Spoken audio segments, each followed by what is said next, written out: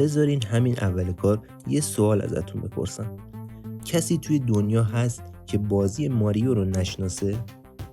کاراکتر ماریو اولین بار در سال 1981 در بازی دانکی کونگ به وجود اومد.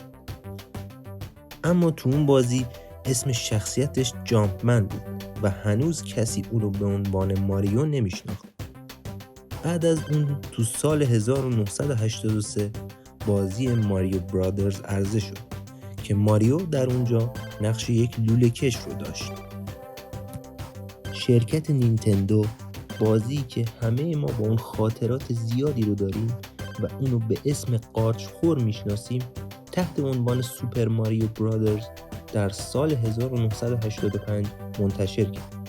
این بازی پرفروش‌ترین بازی تاریخه و دلیلش هم تفاوت فاحش با سایر بازی‌های اون زمان. موسیقی اون شناخته شده ترین موسیقی 8 بیتی دنیاست.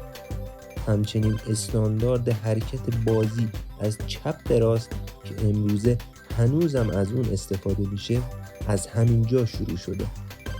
امروزه کاراکتر ماریو در بیش از 100 بازی حضور داره و سخت میشه تصور کرد که دنیای بازی ها بدون اون باشه.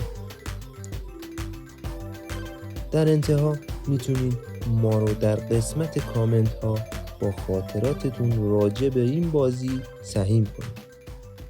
تا ویدیوی بعدی، خدا نگهدار.